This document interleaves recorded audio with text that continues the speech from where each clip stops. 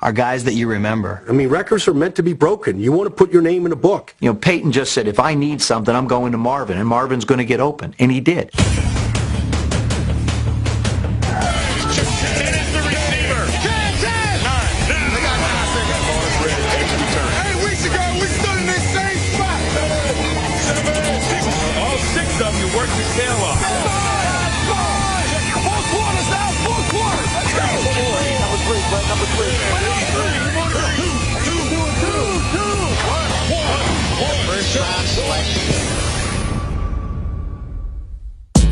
There are plenty of talented people in the world, but in pro football, individual achievement usually takes a backseat to team spirit.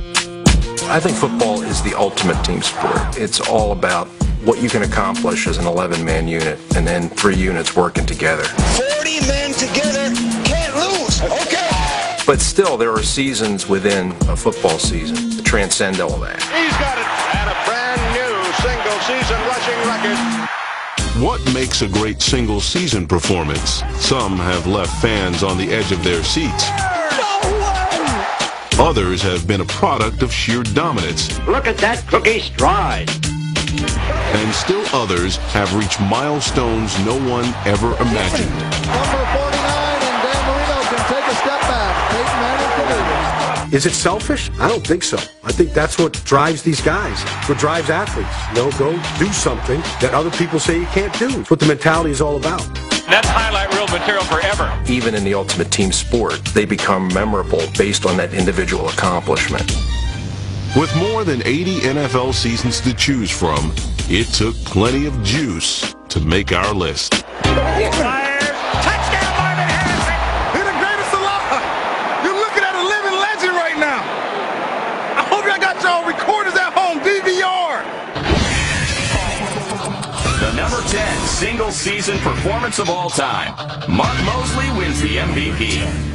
When Mark lined up to kick a field goal, it was going to go through. I mean, there was no doubt. I never thought Mosley would ever miss. Ever. Our number 10 performance is Mark Mosley's, who in 1982 became the only kicker in NFL history to win the Most Valuable Player award. I mean, that's like Halley's Comet stuff, but that just doesn't happen. Kick is up. It's good. But I was very fortunate that year to be on a team that really needed what I could do, and which was make field goals. Mark Mosley, without question, was the most valuable part of our football team. Nice and set. Snap. Hold. Kick is up. It's good. Every time we needed a clutch kick, Mark would get it done. In 1982, a player's strike shortened the NFL season to just 9 games, which magnified the importance of every scoring attempt. That year, every week, I was having to do something spectacular to help keep us winning. He starts making kicks for us, and he keeps making kicks. He becomes a huge figure in the grand scheme of things. There were some games where Mosley, by far was the difference. We had 9 games, we won 8, and I think 7 of those games I won with field goals. The whole season started with them going down the field late in the game against Philadelphia. He makes a kick at that end of the game to tie it. Mark Mosley's toe is sent it to overtime. He makes another one to win it. Snap. Hold is good. Kick is up long enough. It's good. And Mark Mosley's toe has won it in overtime. And he just keeps nailing it. They had a game against St. Louis that they won 12-7, and he kicked for all their points. That's a great kick by Mosley. Staying true to kicker stereotypes, our number 10 pick had his own set of idiosyncrasies. Now, he was eccentric in his own right. Kickers are different. 13 socks. I would say he had at least 5-6 pairs of socks on. One of them was one of those big, thick hunting pair of socks. Specially made shoe. All the opposing coaches used to swear he had a specially weighted shoe. I think we even had a shoe inspected one time prior to a game just to make sure it was legal, and it was. You know, when someone does it as well as he was doing, you got to find something illegal about it, you know, and we couldn't find anything. Critics may have questioned whether Mosley was on the level, but there's no denying he was the NFL's last straight shooter. He's a straightaway kicker, and it is good. Mark Mosley kicked well in all kinds of weather for us. I mean, that was one of the advantages of him being a straight-on kicker. He never had a problem with his plant foot. It seemed like so often you see sidewinders plant their plant foot, they slip, fall, and their rear end's ball gets 4 feet off the ground, hits the center of the back of the head. It's like a skating rink out there. In Mark's case, he had enough weight in that leg and shoe of his that all he had to do was get the pendulum swinging. The field goal by Mosley. Mosley was immune to field conditions, kicking the Redskins into the playoffs with what was then an NFL record, his 21st consecutive field goal. 9 seconds to go. A 42-yard attempt. Plenty long enough. He hit it like he hit all of them. It's good! Mark Mosley has broken the National Football League record. The one kick set an NFL record, won the game, and it also put us in the playoffs for the first time in 6 years. You're in the playoffs. I know. Isn't that exciting? We'll take it any way we can get It's it. all because of this guy right here. He's the greatest kicker in football. Mosley ended his super season by helping the Redskins win Super Bowl 17. I'm lucky enough to wear a world championship ring. To this day, I always say that he's a single reason that we're able to have flash the hardware, because the guy kicked us out of a lot of jams, and you gotta love him for that. Coming up, which return specialist made the biggest impact on his team's season? He was the most dangerous offensive weapon on a team, and he didn't even play on the offensive side of the football. We can remember.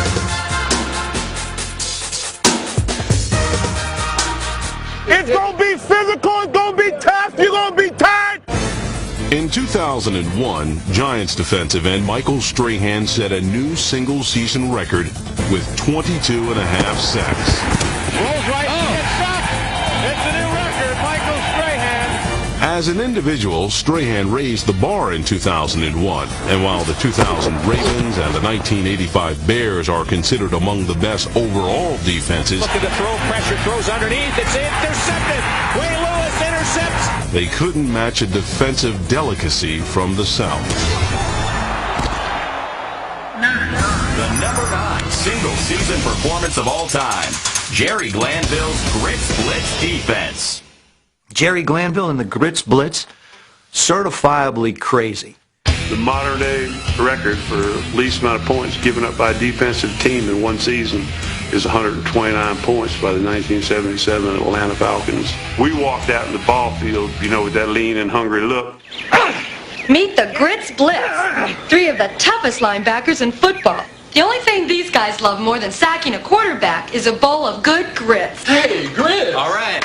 Quaker's got that good country flavor, and you fix them in seconds. Great grits. How about some more? Give me those grits. Intercepted. Most people remember Jerry Glanville as the Falcons head coach in the early 90s, but as a young assistant in 1977, his Grits Blitz defense was the Falcons' meal ticket. The main thing to making grits is actually keeping them stirred as you're making them. And that's what you saw in our defense. It was just a swirl of human bodies just flying around trying to get their hat on the ball carrier. After back-to-back 4-win seasons in 1975 and 76, Lehman Bennett was hired as head coach, and his defensive coordinator pulled no punches. No touchdown. Field goal attempt. Come on, Charlie. Come on, Charlie. You're killing me. Oh, super play. Players like us who had been through those tumultuous years prior to that, it was really refreshing to see a coach that knew what he was doing. That helps the safety on the post corner. Everybody paying attention. This is a toughie. Corner and safety got to communicate. We were just doing some things none of us had ever seen before. Coach Glanville, if he could blitz 13 guys, he would have done it. I always hear people talk about Buddy Ryan and 8 in the box and the great Chicago team in 1985. I think if you look about 10 years ahead of that, what Jerry Glanville was doing in Atlanta, he was 8 and 9 in the box all day long. Our number 9 single-season performance allowed only 9.2 points per game, a mark that no defense, not even the 1985 Bears, has matched. However, the Falcons' offense wasn't as impressive and averaged less than 13 points a game. Every game was such a war for us. When you can't score points, we held 2 teams to under 100 yards and we lost. A 7-7 record denied Glanville's Grits Blitz a playoff berth and the respect it deserved. Only 2 members of the NFL's top defense were named All-Pro. Number 87, Claude Humphrey, and the NFC's interception leader, number 22, Roland Lawrence. We gave up 129 points, and the fun of it was nobody knows who was on the team. people can't name those players. They can't name the individuals. What they accomplished is greater than any defense that ever played. We just kind of lived in our little world of obscurity. We had a scheme that was pretty radical, and we had a bunch of guys that bought in 100%. We had the best NFL defense on a 14-game season. The number 8 single-season performance of all time, Devin Hester's 2007 season. This is an amusement ride. I mean, you never know what you're going to get from Devin Hester. In 2006, rookie Devin Hester tied an NFL record with 5 kick return touchdowns before adding another in Super Bowl 41. 25 to the outside. 30 to the touchdown. He is a dangerous weapon, and he did it on kickoffs and also on punt returns. I told him, Mom, I told her to order some popcorn. It's going to be a show tonight. There were certain people, when they had the football in their hands, it was magic. I'm in awe at the fact that he ran back 6 kickoff returns in his rookie year. That's like a guy getting 5 gold medals in the Olympics. People don't realize how hard that's to do. Devin Hester takes it back 84 yards, baby. Hester's 2006 season would have made our list, but his 2007 season was even better with a record 6 regular season touchdown returns.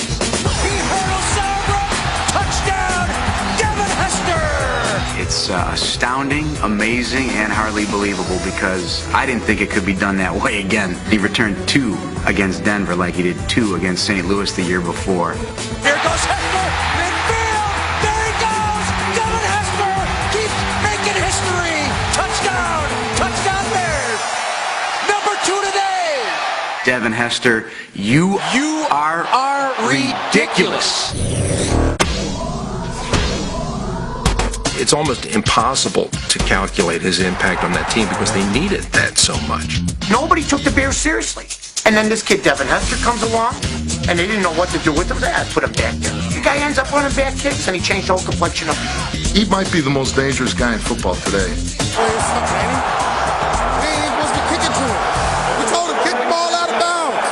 Even when Hester wasn't scoring touchdowns in 2007, he tilted the field in favor of the Bears. And he screws up the punters. They're about to kick it out of bounds anyway. You have kickoff teams, punting teams, all talking to themselves. We cannot get the ball to Hester because there's a great chance that he could bust it. He changed his game, ladies and gentlemen. It's essentially 11-on-1. You need a couple blocks, get him through the first wave, and then you got a problem on your hands because of one thing, speed. The scout report is he didn't have great speed. Well, you don't take 6 returns back for touchdowns without great speed. I'm sorry. That was just pure speed and acceleration. You just see this blur go by you. If you watch closely, the players from both teams get up off the bench, they crowd the sidelines. Oh, that's returnable. Everybody wants to take a peek. I mean, this is theater here. Hey, D, what do you think on that? You gonna break one? You gonna break one? Yeah. Starts right now left. Up the left sideline, an opening. He strikes again. Touchdown! The fact that you can do it once or twice in a year, that's pretty darn good. But 6, that's pretty damn impressive. No chance. Goodbye. Touchdown. The Windy City Flyer, Devin Hester. Who drafts a guy to be a return specialist, and then he becomes not just a specialist, but the greatest specialist in the history of the game? The NFL's all-time leading kick returner is Brian Mitchell, who returned 13 kicks for touchdowns. Coast to coast, an 89-yard kickoff return by Brian Mitchell. After his record-breaking 2007 season, Hester is just 2 shy of Mitchell's record. Brian Mitchell took over 1,000 returns to get that number. Devin has done it in less than 200 returns. And when they say he is the greatest return man of all time, I think that has a lot of merit, despite the fact he's only done it for 2 years. He's done some things that took me 4 years to do. One thing we know, he's a great return guy. The question is, where does Devin Hester fit? Is he an offensive guy? Is he a defensive guy? In 2007, Hester not only set a record with 6 return touchdowns in the regular season, he was the Bears' most explosive offensive weapon. Down the right side, Hester over the shoulder 10, 5, touchdown!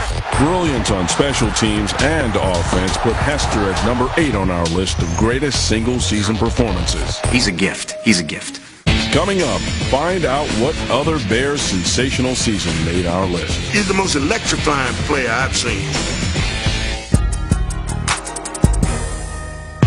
In 1999, Rams running back Marshall Faulk was the catalyst for the greatest show on turf, rolling up an NFL record 2,429 yards from scrimmage. Marshall Faulk has surpassed Barry Sanders' record for total yards from scrimmage in a season. Faulk gained over 1,000 yards rushing and receiving, and St. Louis won Super Bowl 34. St. Louis, the gateway to the West, is now the gateway to the best. But Marshall couldn't beat Craig on our list. Touchdown Rams. The number 7 single-season performance of all time, Roger Craig's 1,000 season in 1985. Oh, what a bonanza! Spectacular run by Roger Craig. Guys doing things that have never been done before are guys that you remember. It's unheard of and at the time unprecedented. And Roger Craig, rushing for 1,000 and receiving for 1,000, set a new standard in the NFL. That's highlight reel material forever. As a kid watching football, there were running backs, there was Franco Harris, and then there was Lynn Swann. But the two never really met until Bill Walsh developed that offense, and he really revolutionized the running back position. Bill Walsh started thinking about, I'm going to get a running back who's going to receive for 1,000 yards. What other coach was thinking that? In 1984, Craig had earned a Super Bowl ring playing fullback alongside Wendell Tyler. But in 1985, Tyler was slowed by injury, and Craig became the feature back. Roger just is so great after the catch. His fine receiving, but his running ability one-on-one in the open field is so outstanding that you find ways from that point to get him open. We know that this guy will have to cover Roger, which is scary for them. Roger can take the ball deep or short and can run excellent pass patterns. He looked at a guy like Roger Craig. How many different ways can we get Roger Craig the ball? Can we hand it to him? Can we throw it to him? Can we screen to him? Not only could Roger run the ball well, he was an extremely accomplished receiver out of the backfield, and he pretty much reshaped the running back position in that regard. Looks over the left side, caught by Craig on the way to the end zone, and Craig goes in for the score.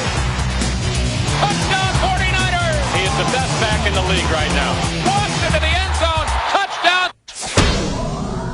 Whenever you played the San Francisco 49ers, because of the backs that they had, because of Roger Craig, he made that particular team really, really effective. Roger Craig was incredibly crucial. I think Joe Montana had as much faith and belief in Roger Craig as he did John Taylor, Jerry Rice, all those guys. I can remember a lot of times where Montana would drop back, see that he had really nowhere to go downfield, and wind up just throwing a screen to Craig, and then Craig would break on him. Since 1985, only Marshall Faulk has gained 1,000 yards rushing and receiving in a single season. So why was Craig's performance more impressive? Boy, is he fast! Disqualify Marshall Faulk automatically from playing in a dome and playing on AstroTurf.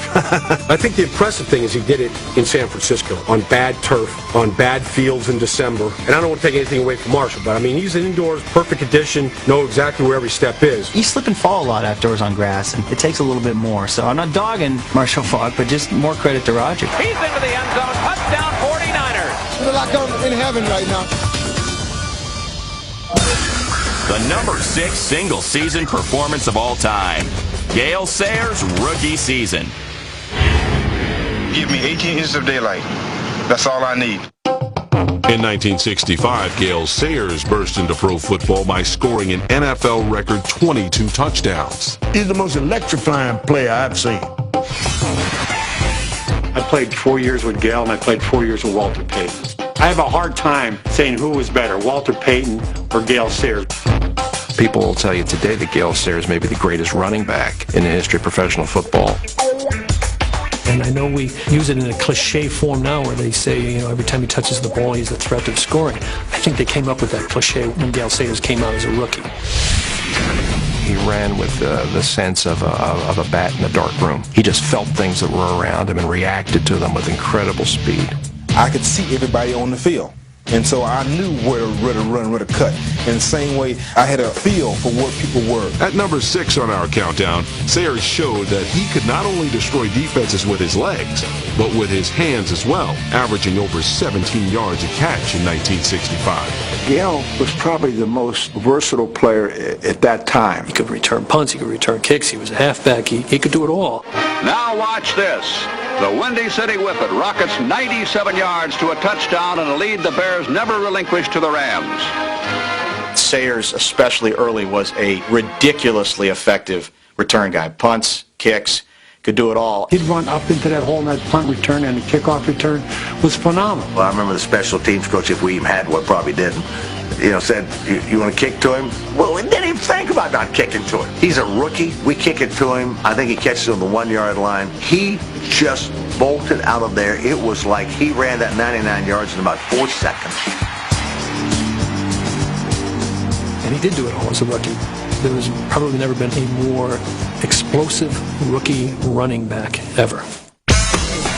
Sayers' greatest game of his rookie season and his career was a stunning 6-touchdown performance against the 49ers. If you ever get a chance, watch that San Francisco game where he scored 6. Watch that game. It was in mud up to here. The weather was so nasty that even the boys from Scotland Yard were shivering. But not even the muck and mire could slow down our number 6 performance. Everybody was playing on a muddy field except him. Okay, but he was a mudder, the only one I ever known. Nobody could tackle him. And the wetter, the more slippery the field got, the more effective Gale was. His feet must be that long, and he ran flat-footed, man. And he's the perfect mudder. Sayers was one bad mudder. The only person who could keep him out of the end zone was Bears head coach George Halas. He could have had 7. I think George Halas held him out. They had another chance for him to score again, and I think they pulled him out. I would have to say in the history of football, it was the greatest single game display I've ever seen. A rookie coming in, very difficult. Very difficult for him, for number one, to get to football that many times. He scores 22 touchdowns as a rookie. And the thing that to me is more phenomenal about that accomplishment is how little he touched the ball. He only touched the ball 232 times that season. So he was averaging a touchdown about every 10 times he touched the ball. When Tomlinson scored his 32 touchdowns, he's touching the ball well over 400 times.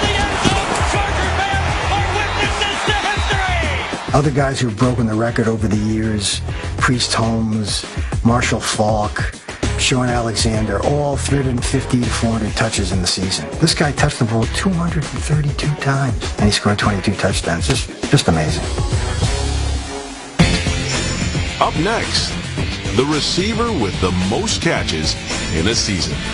Every week he'd be out there catching more passes than any receiver in the league, and he did it over the course of an entire season.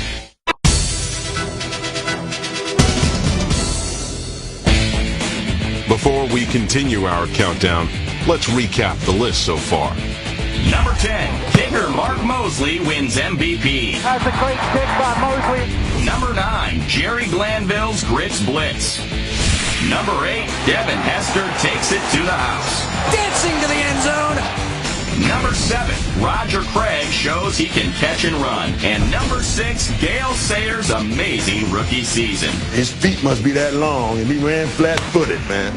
And he's the perfect mudder. The number 5 single-season performance of all time, Marvin Harrison's 143 catches in 2002. Number 5. Throws to the end zone. Marvin's got it. What a great catch. It's the kind of thing where you know he's going to catch those passes, and you try to prevent him from catching those passes, and you still can't stop him. You know where the Colts are going to go with the football. They're going to throw it to Marvin Harrison.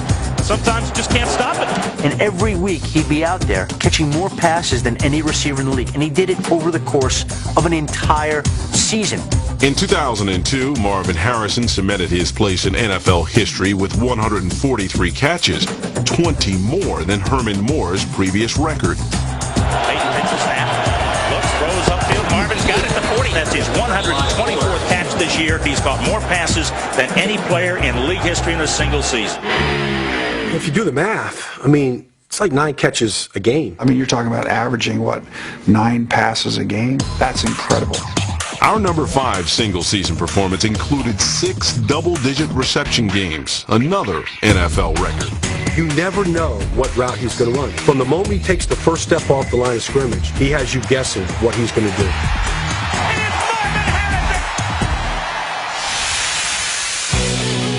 Much of Harrison's success in 2002 can be attributed to his relationship with triggerman Peyton Manning. Sets, look, fire, touchdown, Marvin Harrison! When the Minnesota Vikings and Indianapolis Colts were playing a Monday night game a few years ago, Carson Palmer and Chad Johnson bought tickets to the Indianapolis-Minnesota game to watch Peyton and Marvin work, not like you would watch it on television, but watch them interact on the sidelines, because they wanted to learn from the greatest combination in football. Peyton looks, got Marvin, yes! Looking for Marvin in the end zone, touchdown!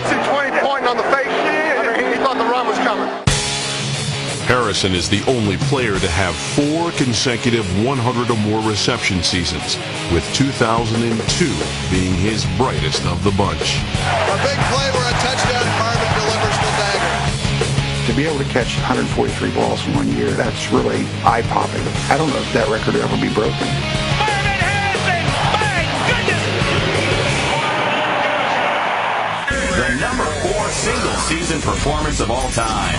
Dick Night Train Lane's 14 interceptions in 1952. Night Train Lane's story is an amazing story. It's like something out of a fairy tale. Goes 1 year to a little junior college in Nebraska. Goes in the Army, plays for an Army team at Fort Ord.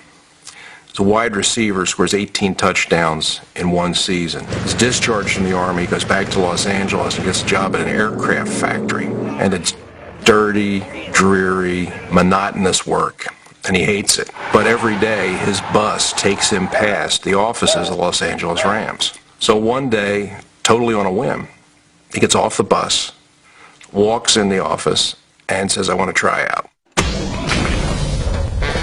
There were plenty of fads throughout the 1950s, but in 1952, rookie cornerback Dick Night Train Lane was the real deal.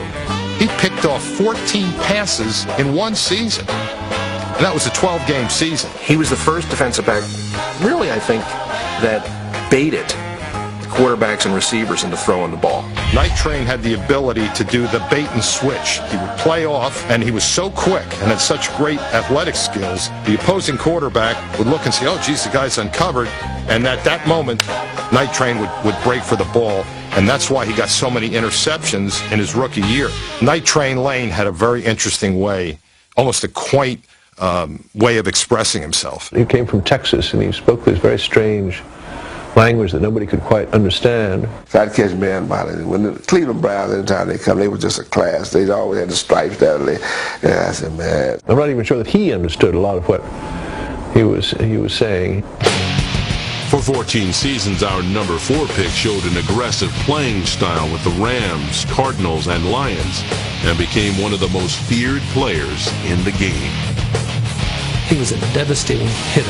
The pass is good to McElhenney, but bang! He was one of the few players that hurt you every time he tackled you. But bang!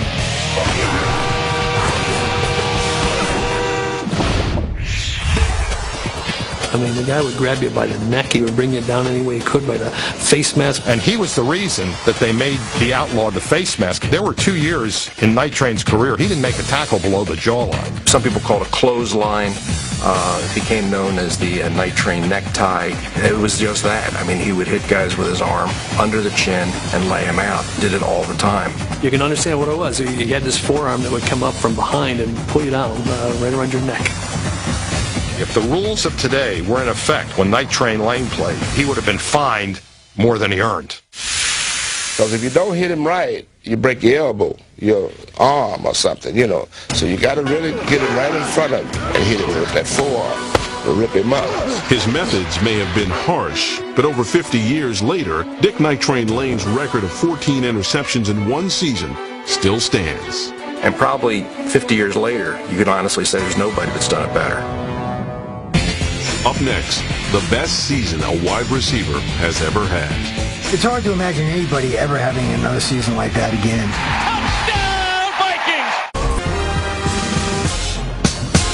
They call me the freak, man.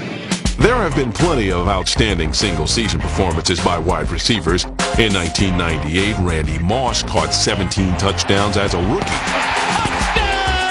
In the wide-open AFL, Charlie Hennigan caught 101 passes in 1964.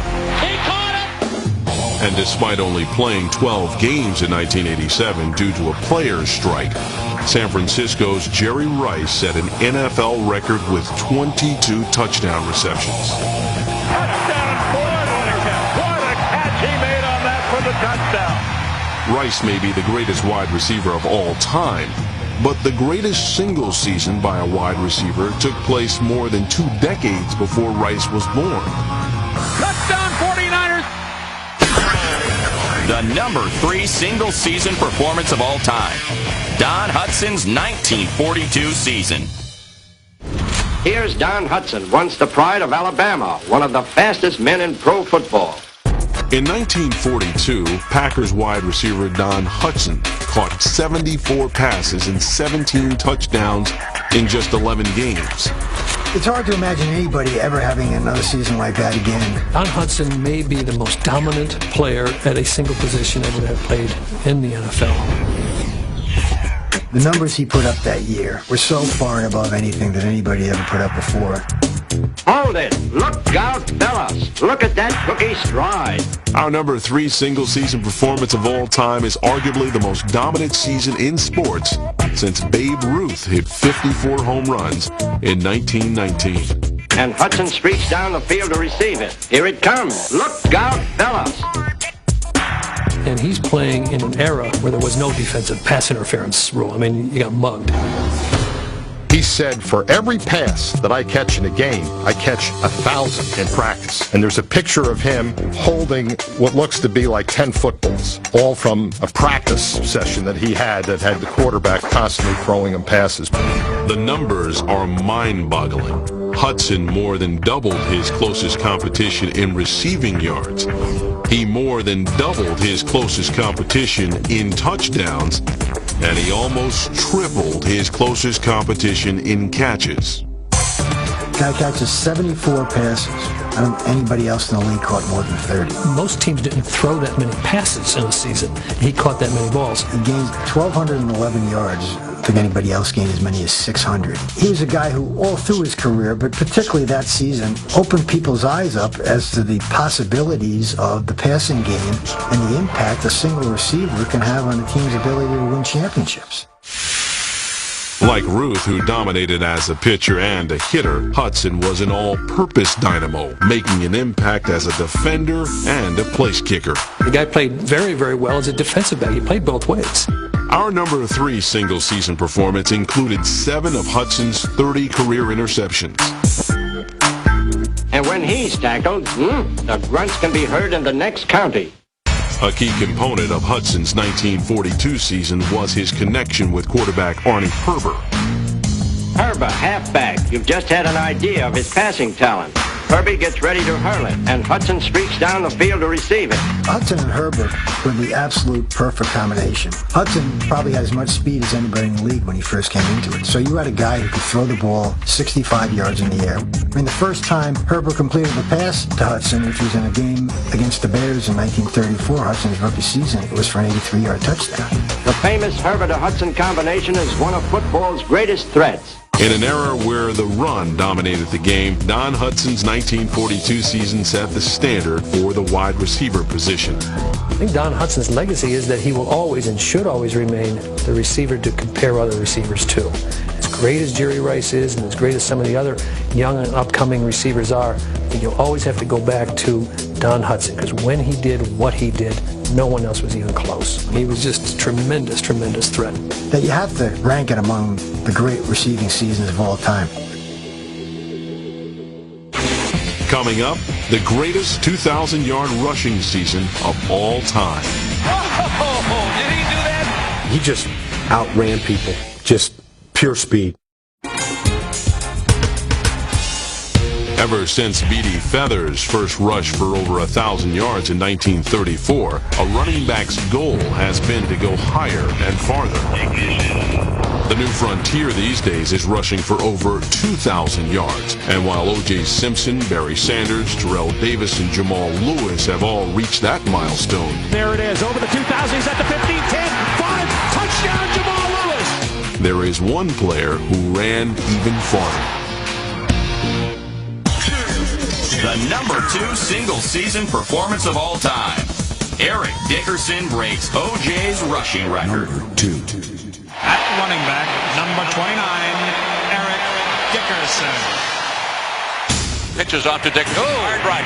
Down to the 10, the 5. Touchdown! Whoa! Did he do that? If there was ever poetry in motion, it was Eric Dickerson running the football. I mean, he just outran people, just pure speed. And when he hit a hole, he was downfield 20, 25 yards faster than anybody you'd ever seen before. He ran like a big Clydesdale, just an eloquent, loquacious, any of those fancy words you could think of to describe beauty. That was Eric Dickerson running the football. Looked like somebody pouring syrup from a bottle. It was smooth and it was sweet. That's a nice piece of running, showing you, look at this and take that. In 1984, Rams running back Eric Dickerson was unstoppable and shattered the single-season rushing record with 2,105 yards. It'd be like grabbing Jell-O. No matter where you squeezed him, he was coming out somewhere. I guess probably his signature run was a run he had against the Jets, where he goes up the middle and breaks into the clear. And you see two defensive backs have a clear angle on him, and he just shifts into another gear and just pulls away from them and goes 85 yards for a touchdown. Down to the 10, 5, touchdown! Eric Dickerson! I mean, he got to 10,000 yards faster than any back in history. Wow! He is awesome.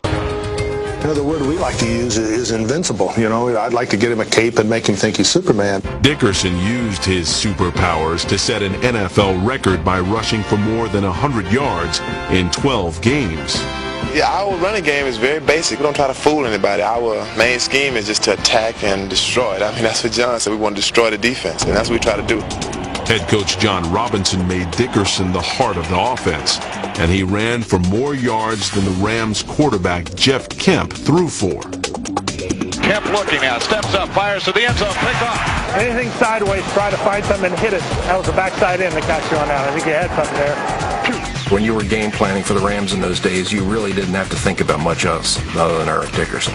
All you had to think about was trying to control him, and teams still couldn't do it. Touchdown, Eric Dickerson! Hey, man, I'm going to tell you something. When they call that play, I said it's going to be a touchdown. Besides finding the end zone, our number 2 single-season performer was also chasing a milestone that only one other player had accomplished. 2,000 yards was thought to be otherworldly, that no one would get there. And then when O.J. did it, you figured, well, unless they make a 20-game season, we're probably not going to see anybody else get there. But Dickerson did. He's got it, and a brand new single-season rushing record for the outstanding star from Southern Methodist.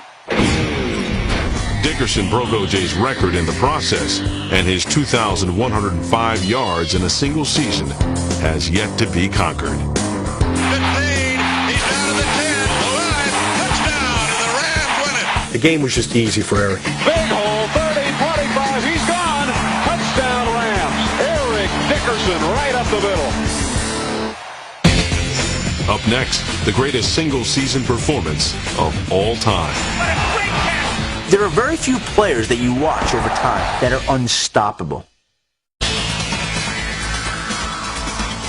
Before we unveil our choice for the greatest single-season performance of all time, let's recap the competition. Number 10, a kicker is named the NFL's MVP. Number 9, Jerry Glanville says, eat my grits. Great grits. How about some more? Number 8, Devin Hester's 2007 season. Number 7, Roger Craig runs and catches for a G. Number 6, Gale Sayers touchdown-filled rookie season. He's the most electrifying player I've seen. Number 5, Marvin Harrison's 143 catches. Marvin's got it! Number 4, Night Train's 14 interceptions. Number 3, Don Hudson's 1942 season. Look out, fellas. Look at that cookie stride.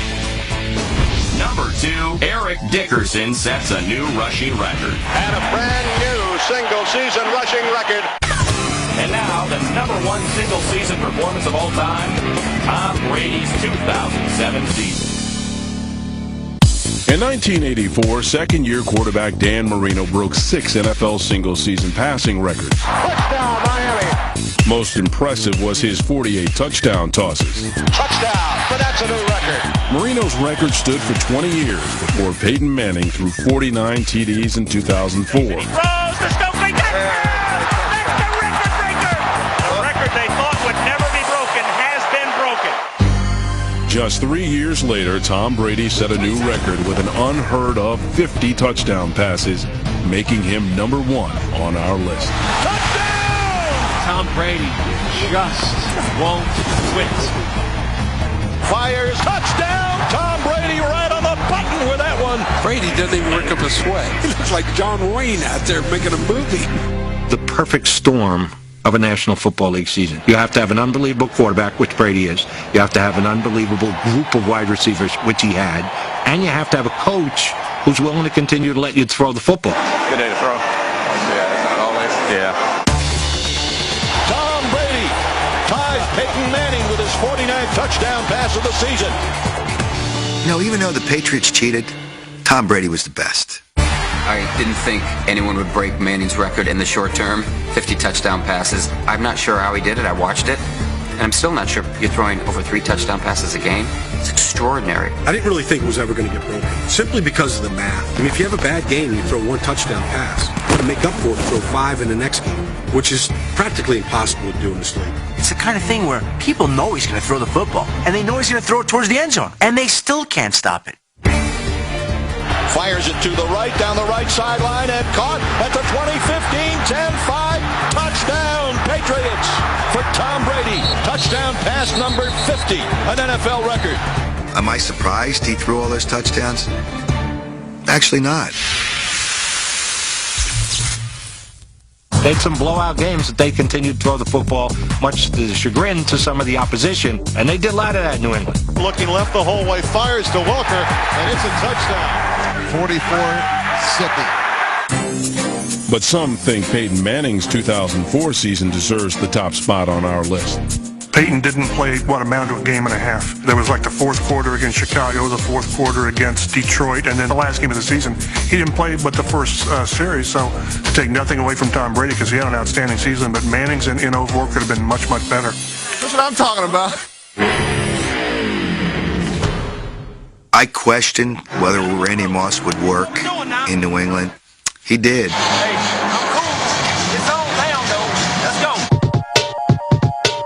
Airs it out, downfield, Randy Moss is there, touchdown!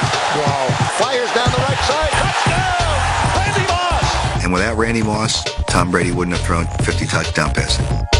But Moss caught only 25% of Brady's total completions. When Randy Moss comes to New England, everyone's wondering, how is he going to handle getting the ball enough? Randy Moss broke the all-time single-season receiving touchdown record, and Wes Welker had over 100 catches. Is it? It's going to be 6. It's going to be Wes Welker today. Touchdown, Wes Welker! It's going to be Kevin Falk today. Tom Brady to Kevin Falk. Maybe it was Dante Stallworth today. Dante Stallworth! That's what Brady's all about. Just remarkable how he can keep all those players happy. There's never a public complaint from any of those players, and all of them have egos, and all of them want numbers, and they're all getting numbers. Our #1 single-season performer could be the #1 QB of all time. Unitas, Montana, Brady. If there's anybody that I think that could be Joe Montana, it would be Tom Brady. I never thought we'd be comparing anyone to Joe Montana, but Brady magically has at least entered the conversation. Develop an appreciation for what he does after you've played this position. You know how tough it is to really see everything that's going on, to make the right decisions. He really has set the standard and put the numbers up that can compare with anyone. Brady's 2007 season is in the books. The question is, can his record 50 touchdown passes ever be broken? If they extend the season from 16 games to 18 games, that's the only way I think that record can be broken. Tom Brady owns our #1 single-season performance of all time. But if this list proves anything, it's that it's only a matter of time before another